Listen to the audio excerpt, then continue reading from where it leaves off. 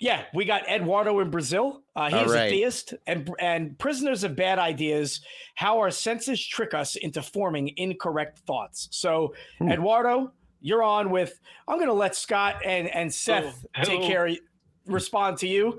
Go ahead. What do you want to talk about? Okay, actually, it was about the beginning of the show. I think I was talking about that we actually put ourselves as prisoners of bad ideas, and it's because of our senses and because of who we trust. I don't claim to be better than anybody, but I can speak well to that because I'm blind from birth. So I take, for example, colors on faith. I mean, I trust people around me that says that there isn't all that, but I can see that we actually end up putting ourselves in a prison because of our religion, because of our ideas, because of our non-religion, our philosophy, or our background. And I think it's time to kind of breathe and do away with that. And the way I think I think we can do that is we begin with this kind of program that you guys have. You guys are atheists and allow theists to call. I believe in good faith. And we are not always right. I mean, we might actually. Last week I call about spiritism. Eduardo, could I jump in here real quick here? There. Eduardo, I have a quick question for you. Yeah.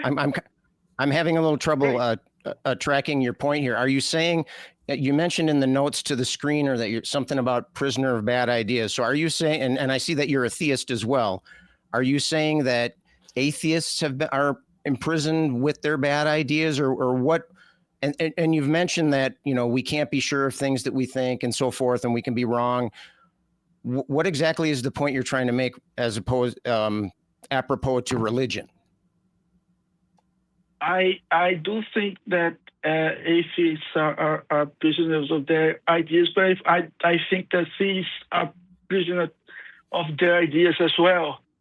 So you think that's a human characteristic then, that we're all imprisoned, that we're all prisoners within our ideas? What do you mean by that? Do you mean that we can't get out of a rut? Do you think that we kind of, everybody sticks to their guns and will not consider other information, or in what way are we prisoners?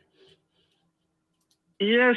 We try to hold on to we try to hold on to our identity. We try to, and we should, but there are ways to do it without closing your mind. I think we have, for example, and it's interesting because I started now, I became a spiritist, actually.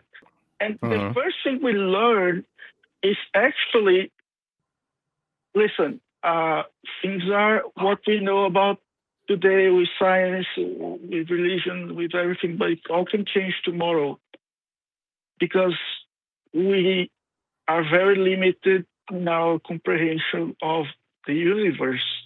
And I think we need to be more aware of that as any religion.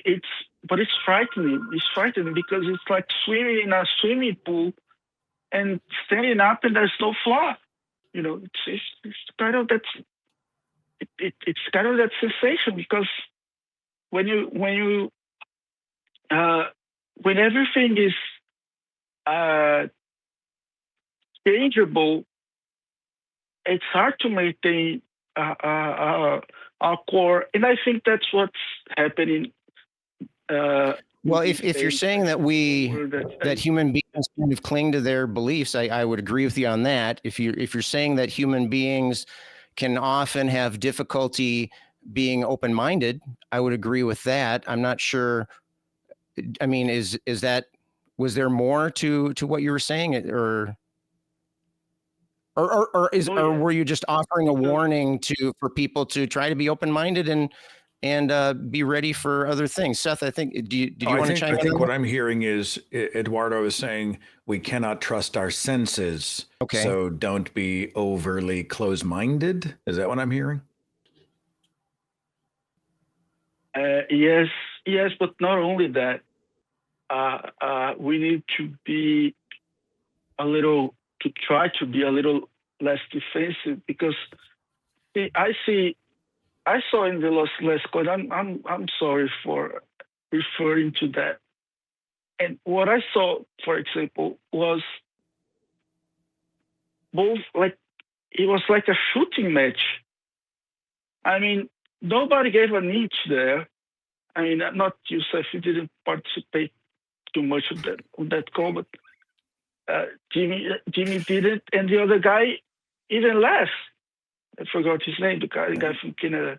Okay, well, let me jump in. I think we're struggling to get where we need to get, if I may. I think one of the reasons there were some interruptions, it certainly was a spirited exchange, but I think because the caller was building on a false premise or an untenable premise, and yet was continuing to try to build a structure on that foundation, I think that's where our point of contention began. I agree with you that we are imperfect creatures that can be led astray by our flawed brains. We are all emotional bags of animated meats. We cannot always trust our senses. I think this gets us into the problem of solipsism, which is a whole other show. But I think we are all operating in the reality that we perceive as best we can. So what we do is we have to be aware of it. We have to test and retest given the physics of the environment in which we live. But I don't think shutting down bad arguments is being closed-minded.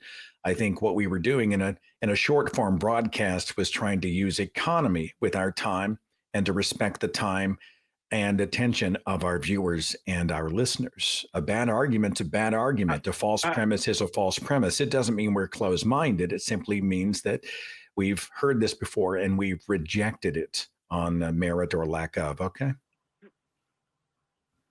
See, I agree with you that it was a bad argument. I'm not as most Christian in North America. I agree with you there, but it's what he has, because imagine the opposite. Imagine you argue and then somebody says, no, that's a bad argument. Atheist. It has happened. I'm sure it has happened. And then every time it happens, somebody says, "Oh no, your argument is bad, so I don't want to hear that." And every time it raises, for example. You're having a hard time, I think, getting us to our destination, and I'm supposed to be a professional communicator, so let me see if I can help you here. What you're saying is that we need to be better listeners, and we need to give these exchanges more oxygen so that both parties can perhaps get to a point of enlightenment. Would that be what you're trying to express? Or at least try to get there. I doubt every time you do get there. I doubt it, because we tend to protect ourselves. All right. I need shorter answers. We are on the clock. Forgive me, Scott. I probably took more time away from you. Sorry. Go ahead, brother. All good. Go ahead. Well, I would just, I'm curious, Eduardo, where are you taking this? I think we all are, there's a consensus here that people have difficulty communicating with people whose ideas are fundamentally different. We know that we all can cling to our cherished beliefs. We know that we all can be defensive when those beliefs are challenged. So what is that? Yeah. Now you are a theist, so you're calling in. Was your attempt to call in? Are you trying to break that, or are you trying to raise awareness of that kind of thing? Because if you are, then I fully support your motivation there. I think that bringing awareness of this kind of conflict of communication, which is really not necessarily a problem of the ideologies that we have, but a problem of the way that our brains work, about the way that we can communicate, the way that we think about things. And so I'm not really sure what what's your end game here? So you're saying, yes, people have a tendency to have difficulty communicating. So therefore what? Are you proposing a way of fixing that, or are you just commenting on society as you see it? Therefore, we should, for example, I listen to your program a lot. I disagree with a lot of things, but I try to research it, and I think that I want to try to raise awareness to that. Nobody is nobody's completely right.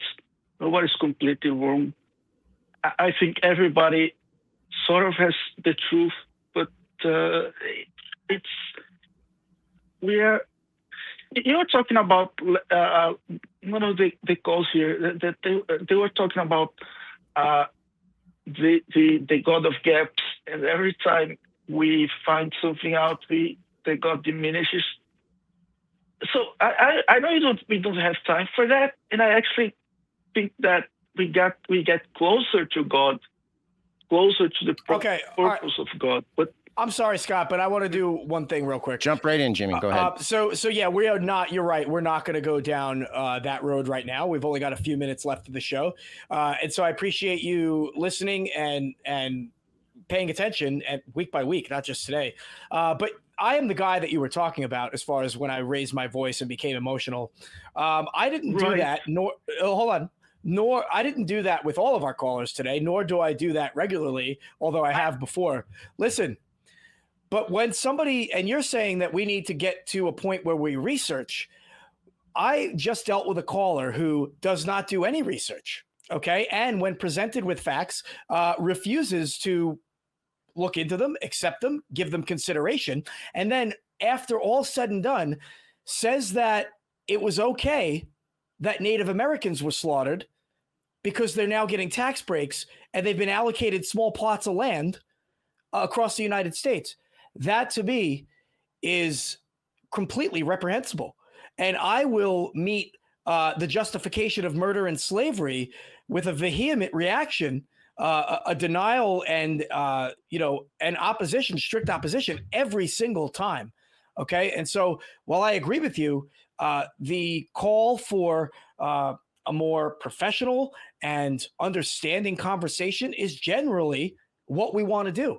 But I am not going to let somebody come on here and say that it's justified that really horrible things happened for so long because a God we can't prove said it's okay. All right. That just creates more problems for people. And they need to know that there are people out there like me and like Seth and like Scott who will object and will raise our voices when necessary, and will argue against those points. All right.